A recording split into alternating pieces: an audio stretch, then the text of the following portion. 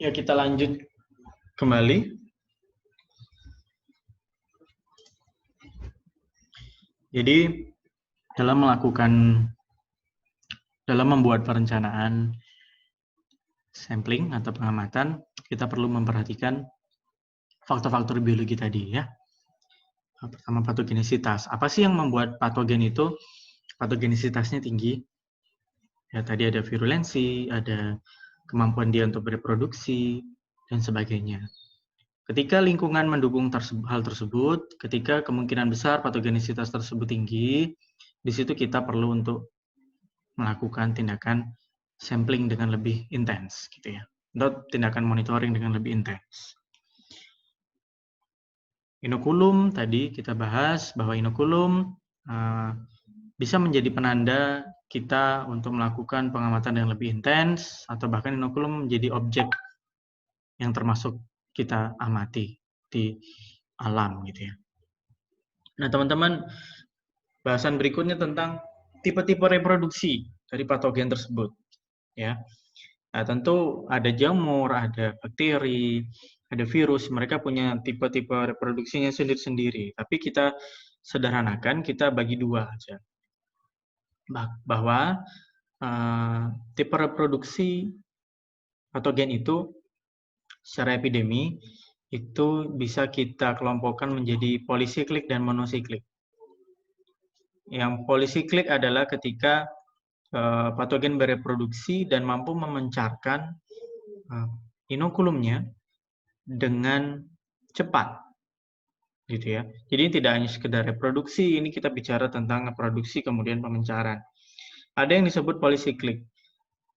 Tipe-tipe penyakit yang persebarannya polisiklik itu biasanya penyakit-penyakit yang inokulumnya disebarkan oleh udara. Ya. Di mana satu tanaman itu bisa memencarkan inokulum, dari satu tanaman sakit itu bisa memencarkan inokulum berulang kali. Itu polisiklik. Hari ini dia menularkan, mencar. Ya, 2 hari lagi membentuk inokulum baru lagi, mencar lagi. Karena tanamannya nggak langsung mati. 4 hari berikutnya membentuk inokulum lagi, mencar lagi. Jadi dari satu tanaman sakit bisa menularkan berkali-kali.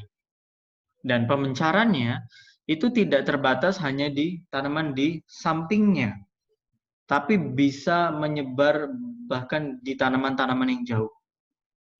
Karena dibantu oleh angin. Karena dibantu oleh serangga. Gitu ya. Berarti untuk tanaman polisiklik, ini persebarannya sangat cepat. Beda dengan yang monosiklik.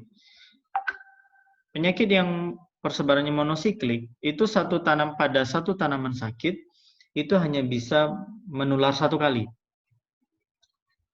Setelah 1 kali biasanya tanamannya lalu mati.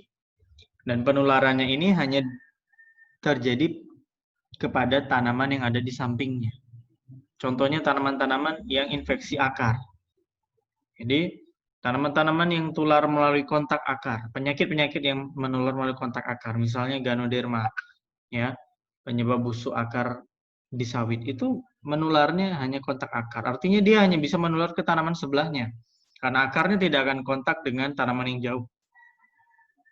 Berarti persebaran penyakitnya sangat lambat. Nah, tentu akan berbeda cara teman-teman melakukan pengamatan untuk penyakit-penyakit yang menular lambat dengan penyakit-penyakit yang menular cepat.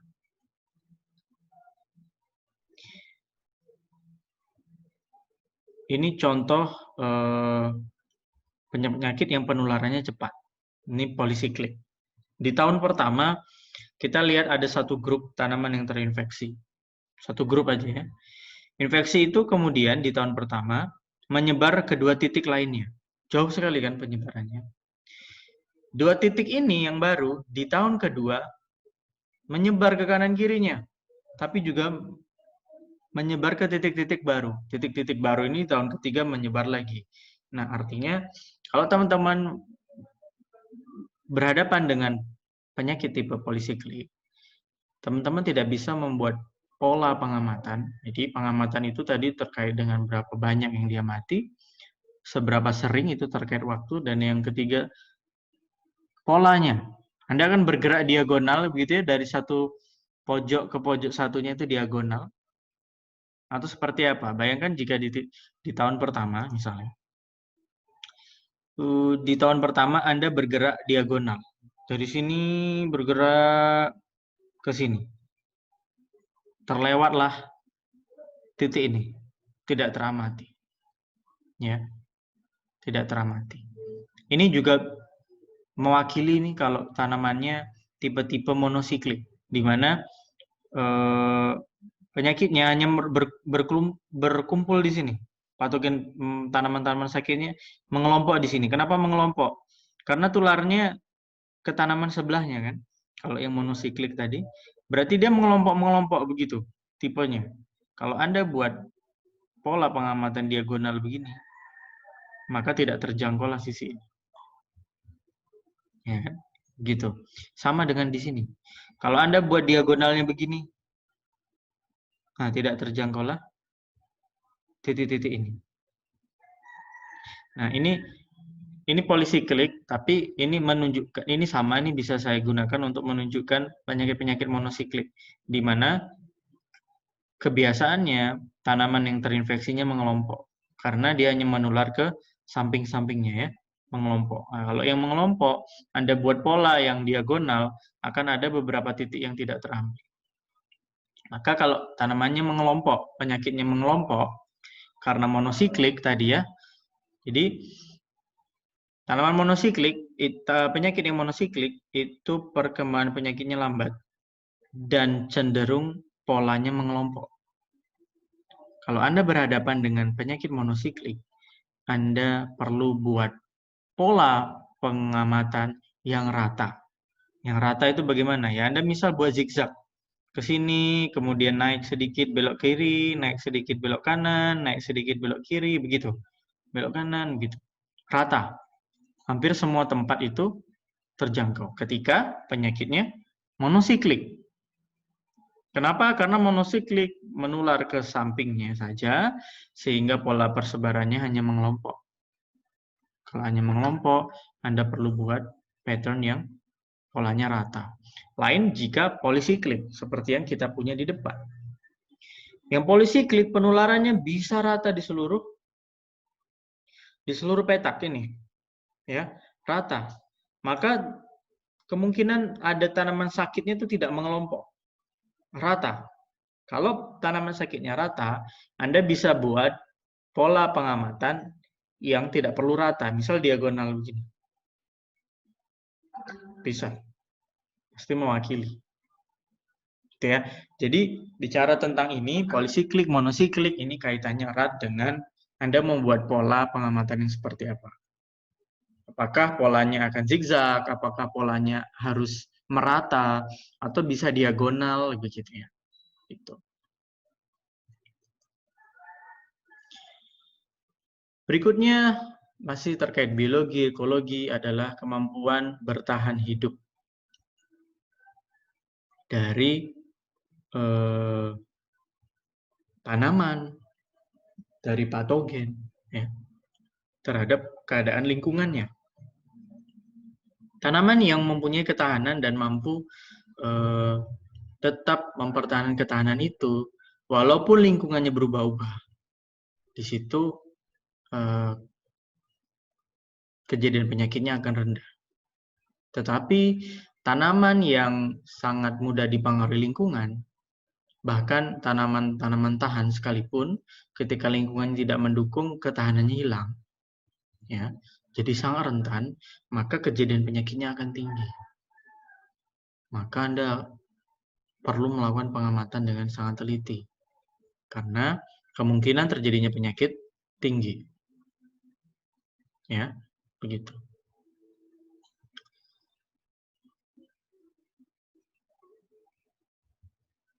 Kemampuan adaptasi ini juga dimiliki oleh patogen. Kaitannya dengan kemampuan patogen untuk bertahan hidup di lingkungan. Beberapa patogen itu berkembang baik di dalam tubuh tanaman, dalam jaringan tanaman, pada keadaan-keadaan lingkungan tertentu. Ada yang sukanya lembab, ada yang sebaliknya, sukanya lingkungan yang tidak lembab, ada yang sukanya sejuk, sebaliknya ada yang suka suhunya tinggi, macam-macam. Ya, artinya kalau Anda punya pengamatan terhadap penyakit tertentu, Anda harus belajar Anda harus mempelajari biologi dari patogen tersebut. Ketika lingkungan tidak mendukung dia untuk tumbuh, Anda tidak perlu melakukan pengamatan yang intens. Ya, pengamatan itu tetap perlu. Tapi ketika keadaan ini secara biologi akan mendukung pertumbuhan penyakit, karena mendukung pertumbuhan patogen, maka Anda harus intens melakukan pengamatan. Yang semula mungkin 2 minggu sekali bisa menjadi setiap minggu. Atau lebih sering lagi. Gitu ya. Ini juga terkait dengan bahwa beberapa patogen itu bisa berkembang biak secara seksual dan aseksual. Jadi tidak selalu berkembang biak itu harus dengan aseksual. Tidak harus selalu dengan seksual. Beberapa melakukan perkembangbiakan dengan seksual. Artinya aseksual. Artinya dia bisa memperbanyak diri walaupun lingkungan tidak mendukung dia untuk melakukan reproduksi secara seksual. Ya, dia tetap bisa memperbanyak diri seperti itu. Nah, teman-teman, di lingkungan itu kita mengenal spesies, ya, spesies patogen.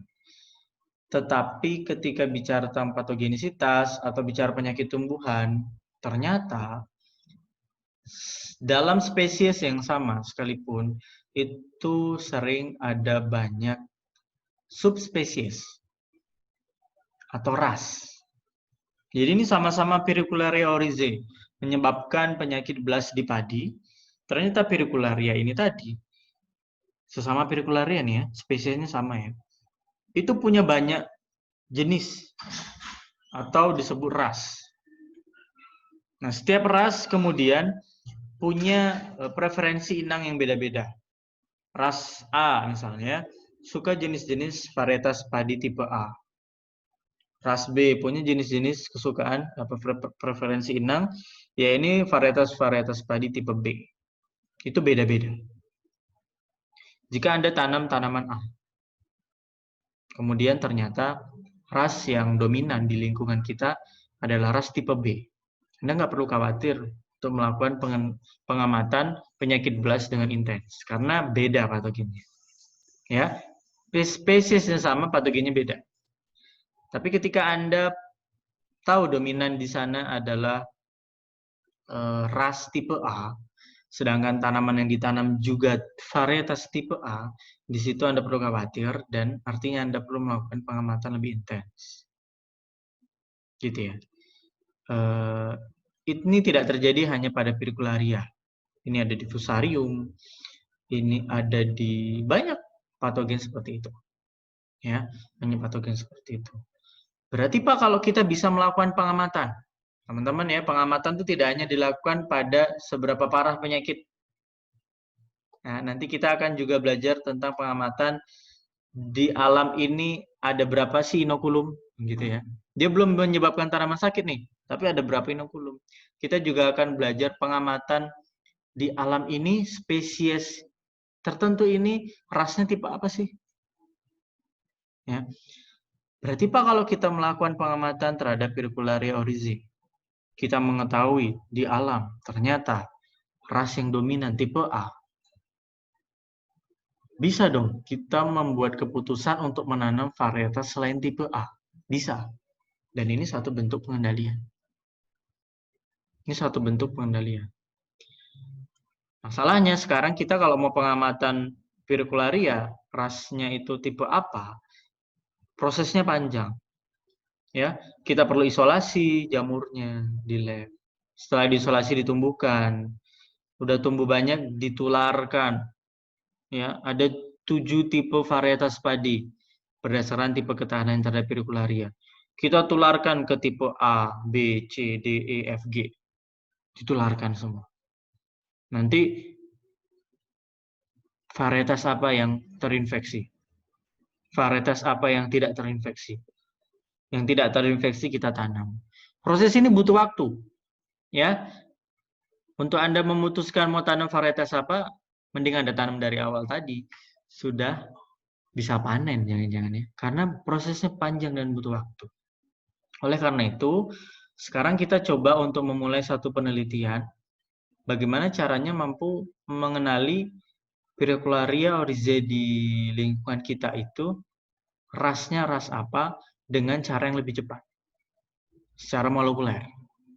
Ya, kita sudah akan mulai penelitian itu. Tentu ini tidak selesai dalam satu skripsi, ini akan jadi beberapa skripsi, akan jadi penelitian yang panjang. Sudah akan dimulai untuk ke arah sana. Gitu ya. Jadi saya coba rangkum lagi tujuan kita belajar biologi ini untuk bisa melakukan perencanaan pengelolaan yang tepat, efisien, tidak banyak pemborosan begitu ya. Nah, pengamatan sendiri tidak sempit, artinya tidak hanya mengamati tanaman yang sakit ada berapa, tidak hanya seperti itu, tapi juga termasuk dalam hal pengamatan inokulum. Kita bisa melakukan pengamatan inokulum. Oh, ada sekian spora beredar di udara. Ada sekian koloni bakteri di dalam air kita.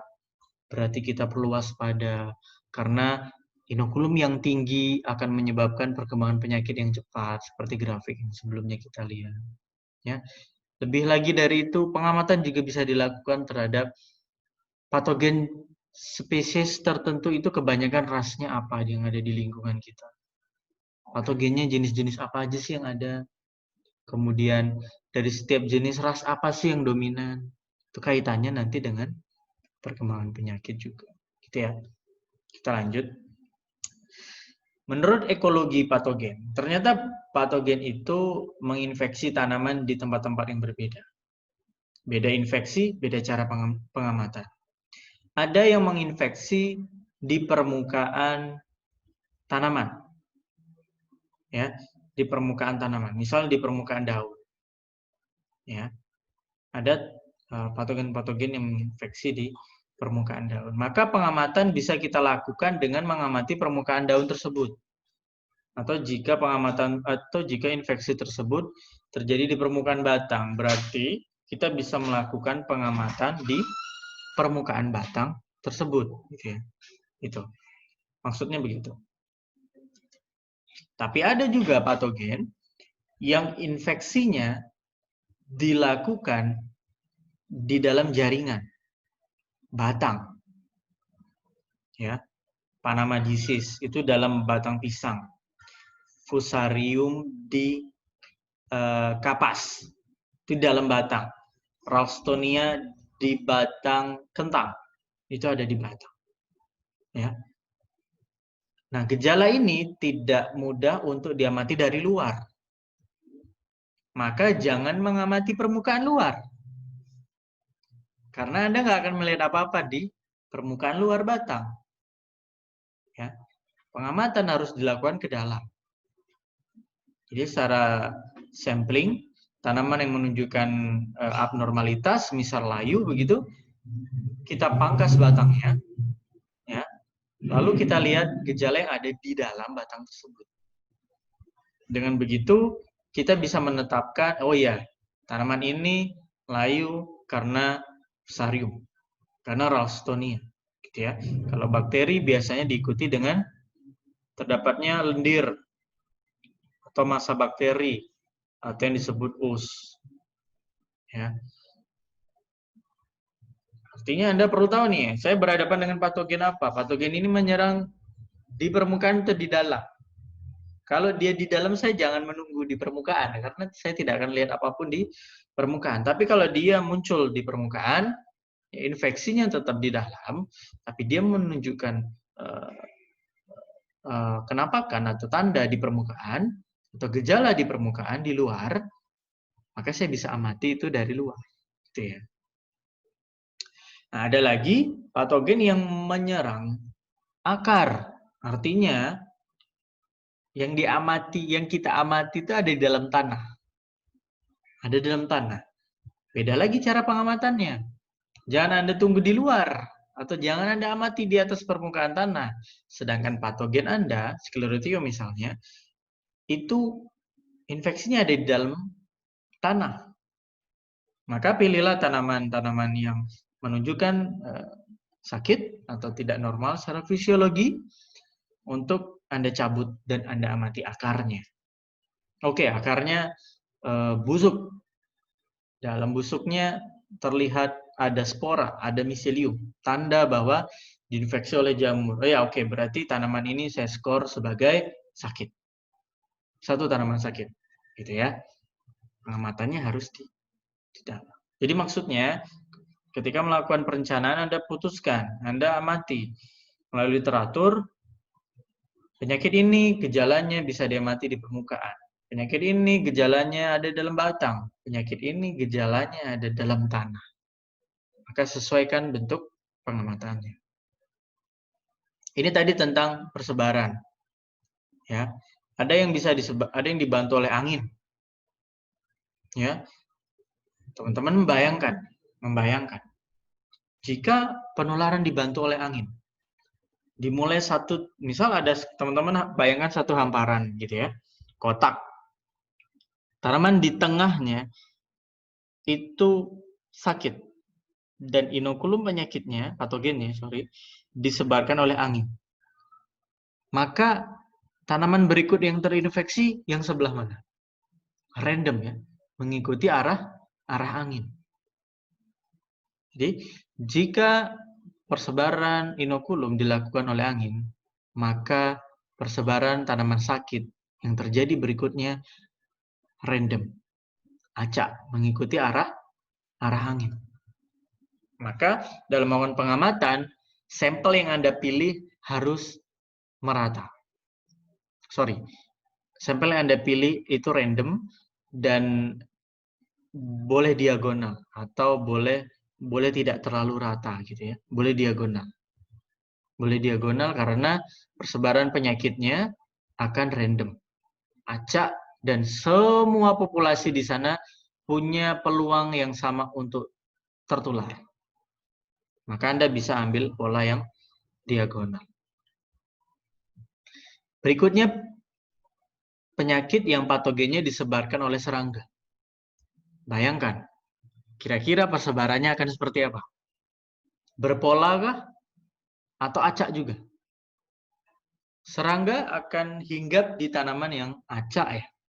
Semua tanaman punya peluang yang sama untuk dihinggapi. Berarti semua tanaman punya peluang yang sama untuk tertular. Nah, jika begitu, maka sebaran penyakitnya akan merata. Semua tanaman punya peluang yang sama untuk tertular. Maka model atau pola pengambilan sampelnya bisa diagonal. Pak, kalau saya tetap ambilnya merata, boleh tidak sih Pak? Apa saya kemudian harus diagonal? Boleh dong. Teman-teman tetap mau ambil zigzag begitu yang random, yang merata begitu? Boleh. Sangat boleh. Tapi ketika Anda punya keterbatasan sumber daya, satuannya luasnya itu sangat luas. Mengambil bentuk diagonal ini kan penghematan ya. Pasti lebih sedikit titik sampel. Bergeraknya pun lintasannya jauh lebih pendek ketika diagonal ya, ketimbang Anda zigzag. Maka Anda diperbolehkan mengambil diagonal dengan alasan satu, patogennya disebarkan melalui angin atau melalui serangga sehingga semua tanaman punya peluang yang sama untuk tertular. Biji atau ditularkan melalui secara vegetatif, melalui organ-organ tanaman, stek dan sebagainya gitu ya. Teman-teman bayangkan kalau persebaran penyakitnya melalui biji. Anda punya biji 100 nih, Anda mau tanam ya, masih ada di dalam kantong. Dari 100 itu 10-nya terinfeksi. Kemudian 100-100-nya ini Anda tanam secara acak, maka 10 tanaman yang terinfeksi ini bisa ada di mana saja. Bisa jadi mengelompok, ya, di satu titik, bisa menyebar dengan rata, dan sebagainya. Anda nggak tahu. Anda nggak tahu. Di situ Anda perlu berpikir kritis nih. Berarti saya harus membuat polanya bagaimana nih? Pola pengambilan sampelnya. Kalau lahan saya kotak, nih ya, saya ambilnya gimana? Diagonal kah? Atau membentuk huruf X? Atau membentuk zigzag? Belok-belok. Ya, jika patogennya disebarkan melalui biji. Tanah.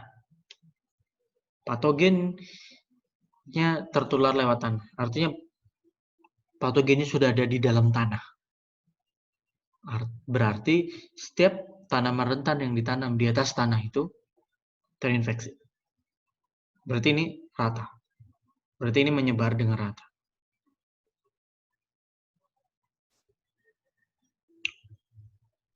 Berikutnya kita masuk ke pembahasan tentang inang. Teman-teman lihat grafik yang A ya. Grafik A itu adalah grafik perkembangan penyakit yang umum terjadi. Kalau teman-teman pengamatan nih, tiap minggu gitu ya, mengamati perkembangan penyakit, itu jatuh-jatuhnya kurvanya pasti mirip huruf A. Jadi di awal sedikit, naik, sampai satu titik, penyakitnya nggak nambah lagi. Kenapa tidak nambah lagi? Karena sudah hampir semua tanaman terinfeksi. Nggak akan nambah lagi. Datar. Tapi ada kalanya grafik itu berubah dari grafik A menjadi grafik B. Ya, grafik B ini disebut epidemik. Terjadi epidemik penyakit. Di mana grafiknya pada akhirnya akan landai, tetapi meningkat dulu dengan sangat cepat. Ini terjadi biasanya ketika kita menanam tanaman rentan dalam jumlah besar. Ya, sudah tahu di situ banyak patogennya, Anda tanam tanaman rentan jumlahnya banyak. Langsung terjadi epidemik pasti.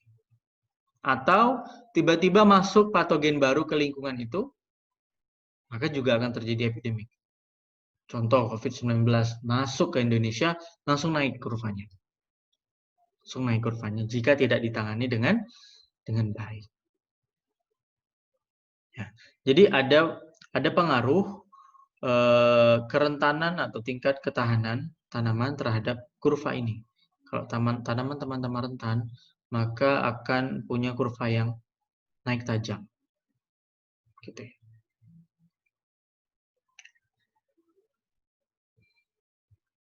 Nah, ini yang tadi saya katakan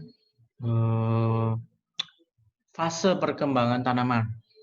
Jadi ternyata di beberapa kasus penyakit itu tidak terjadi di seluruh umur tanaman. Tanaman itu ya umurnya saya bagi dari mulai pembibitan, vegetatif, ya, dia baru mulai tumbuh, tinggi, mulai menambah tinggi, menambah jumlah daun gitu ya.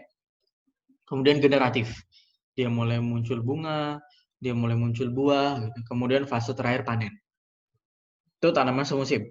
Tanaman tahunan, setelah panen mulai lagi vegetatif, mulai lagi generatif gitu ya. Nah, ternyata penyakit itu tidak muncul di sepanjang fase hidup itu. Milih-milih. Tadi saya cerita bulai jagung. Itu hanya saat pembibitan dan vegetatif. Masuk generatif, bulai jagung nggak ada lagi. Lain dengan karat daun jagung. Karat daun jagung itu justru nunggu dia masuk generatif. Kalau masih pembibitan tidak akan terinfeksi. Walaupun banyak sekali patogen karatnya di lingkungan. Masih vegetatif tidak akan terinfeksi. Begitu mulai muncul malai, berarti masuk masuk generatif, disitulah baru mulai infeksi. Jadi fase tanaman tadi itu punya kaitan dengan kerentanan tanaman itu. Ya, kerentanan tanaman itu. Jadi ada pola-pola itu. Anda harus pelajari ini sebelum melakukan pengamatan. Saya mau mengamati Helminthosporium penyebar bercak di daun jagung. Bercak ini hanya muncul ketika masuk generatif. Sekarang masih vegetatif. Saya nggak akan pengamatan. Begitu juga karat daun tadi. Sekarang masih vegetatif. Saya nggak akan pengamatan. Begitu masuk generatif, saya baru mulai pengamatan. Jadi efisien pengamatan saya. Kalau saya mulai pengamatan sejak awal, nol pasti hasilnya. Itu pemborosan. Anda kirim orang untuk pengamatan, orangnya dibayar, misal ya, orangnya dibayar, sebagainya. Itu sebuah pemborosan. Sekarang mulai ke lingkungan.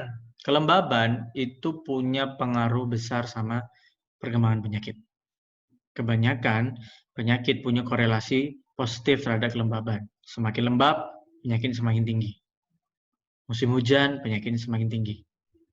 Ya, kalau teman-teman temukan penyakit teman-teman itu punya korelasi positif terhadap kelembaban, maka begitu kelembabannya naik tinggi, teman-teman harus mulai pengamatan dengan intens. Ketika kelembabannya mulai turun, musimnya kering, kemarau dan sebagainya, Anda mulai mungkin bisa mengurangi periode pengamatan. Dibuat jarak pengamatan jadi semakin renggang, 2 minggu sekali, misal atau sebulan sekali. Gitu. Kelembaban punya pengaruh di sana. Begitu juga temperatur. Ya, begitu juga temperatur. Punya pengaruh yang sama. Nah, teman-teman, kelembaban dan temperatur itu tidak sama antara kelembaban dan temperatur di lingkungan kita ini dengan di dalam dengan lingkungan mikro yang ada di tanaman. Ya, contohnya grafik ini. Grafik yang tidak putus-putus itu adalah kelembaban di dalam pertanaman kentang. Jadi kalau sensornya itu diletakkan di bawah tajuk kentang. Yang putus-putus adalah kelembaban yang sensor pengamatannya itu diletakkan di luar pertanaman kentang. Ya, jadi misal di jalan, atau di atas permukaan, di atas tajuknya tanaman-tanaman kentang itu. Nah, ini mencatat kelembaban 90% itu terjadi berapa lama sih? Ya. Terlihat grafik yang putus-putus ini kan di bawahnya grafik yang tidak putus-putus ya. Artinya, kalau menurut grafik yang putus-putus, kalau pengamatan itu kita lakukan di luar tajuk kentang, kelembaban 90%-nya itu jauh lebih sebentar. Sebentar aja sebetulnya. Tapi ketika sensor yang diletakkan di dalam pertanaman kentang, ternyata bagi tanaman itu, kelembaban di sekitar dia yang 90% itu terjadi cukup panjang. Artinya, kelembaban yang mempengaruhi patogen dan tanaman itu harusnya adalah kelembaban mikro yang ada di sekitar tanaman itu. Tidak bisa Anda letakkan sensor di satu stasiun klimatologi ya, yang terbebas dari pohon kanan kiri, terbebas dari tajuk, terbuka, sensornya ada di sana, kelembabannya pasti kecil. Padahal di dalam tanaman, antar baris, antar tanaman, kelembabannya cukup tinggi. Nah, jadi yang diamati adalah kelembaban yang ada di sekitar tanaman. Ketika kelembaban itu tinggi, Anda perlu melakukan pengamatan yang intens. Nah, begitu materi kedua. Silakan jika ada pertanyaan bisa disampaikan ke saya. Terima kasih. Assalamualaikum warahmatullahi wabarakatuh.